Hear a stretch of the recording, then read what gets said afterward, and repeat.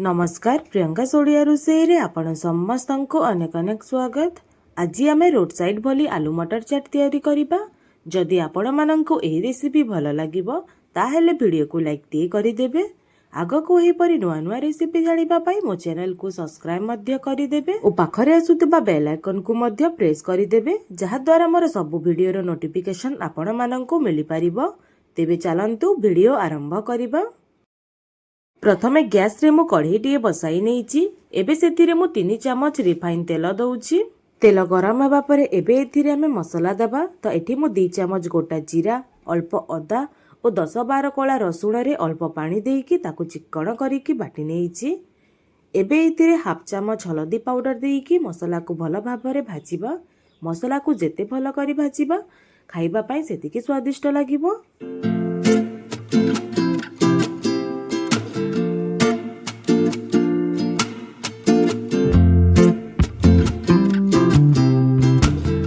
एबे देखंतु मसला भल भाबरे भाजी होई गलाणी। एबे एथिरे हमें गोटी छोट साइज रो टमाटर को ग्राइंडिंग करिकी दबा। एबे एथिरे पाखापाखी गोटे चमच लुण दबा। ए सबु को भल भाबरे मिसेईकी भल भाबरे भाजीबा।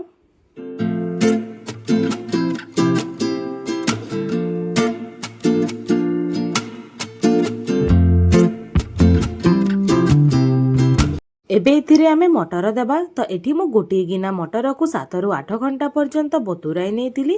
तापरे ताकू मु सिझाई नेइची। ता सहित एथिरे 3टी मीडियम साइज रो आलू को सिझेईकी ताकू भल भाबरे चकटी की मु एथिरे दउची। एबे ए सबु को भल भाबरे मिसेईकी गोटे मिनिट पई भाजीबा।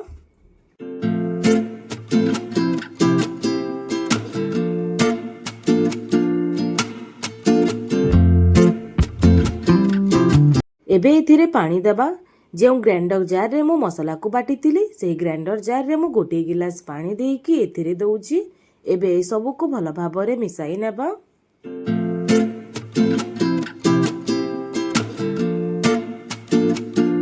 एबे एथिरे गोटे चमच गरम मसला देकी ए सबु को पुणी थरे चलाई नेबा।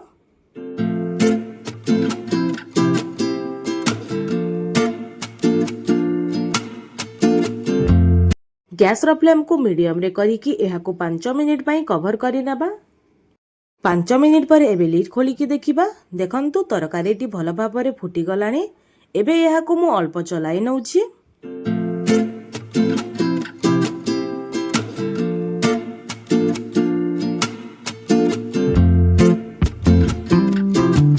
गैस रो फ्लेम को ऑफ करिकी चाट तैयारी करि नेबा। एबे गोटी प्लेट रे मु किछि मटर को दउची।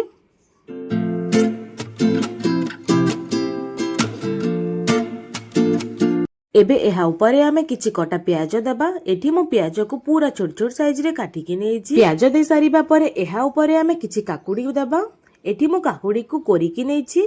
आपण चाहिले काकुडी को छोट छोट साइज रे काटिकी मध्य नै परिबे। एबे एथिरे अल्प गाजर को मध्य कोरिकी दबा। आपण चाहिले गाजर को स्किप मध्य करि परिबे। ता सहित एथिरे अल्प किछि कटा टमाटर मध्य दबा।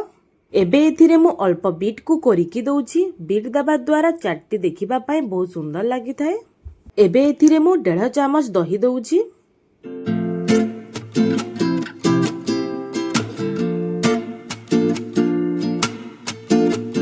एबे चाट ऊपर आमे धनिया पुदीना रो चटनी दबा। तो एठी मु पाखापाखी 2 चमच धनिया और पुदीना रो चटनी दउची। एबे एथिरे आमे खट्टा मीठा तेंतुली रो चटनी दबा। तो एठी मु गोटे चमच खट्टा मीठा तेंतुली रो चटनी दउची। एबे एथिरे मु गोटे पांपुड़ी दउची। पांपुड़ी को मु हाथ रे एमिति भांगी की चाट ऊपर दे नउची।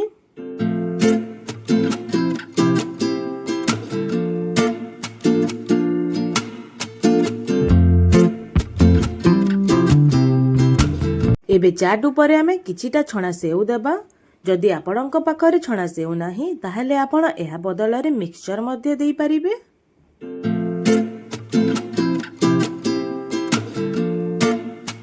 एबे एहा ऊपर अल्प चाट मसला, अल्प बीट लुण और अल्प जीरा गुंड दबा।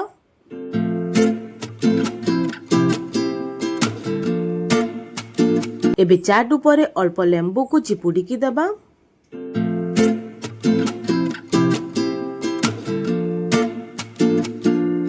एबे चाट ऊपर मु गोटे छोट चमच खट्टा मीठा तेंतुली चटनी ଗୋଟିଏ ଚାମଚ ଧନିଆ ପୁଦିନା ଚଟଣି, ଅଳ୍ପ କିଛି କଟା ପିଆଜ ଓ ଅଳ୍ପ ଟିକେ ବିଟ୍କୁ କୋରିକି ଦଉଛି। ତା ସହିତ ଏବେ ଚାଟ୍ ଉପରେ ମୁଁ ଅଳ୍ପ କିଛି କଟା ଧନିଆ ପତ୍ର ମଧ୍ୟ ଦଉଛି, ଯାହାଦ୍ୱାରା ଚାଟ୍ଟି ଦେଖିବା ପାଇଁ ବହୁତ ସୁନ୍ଦର ଲାଗିବ।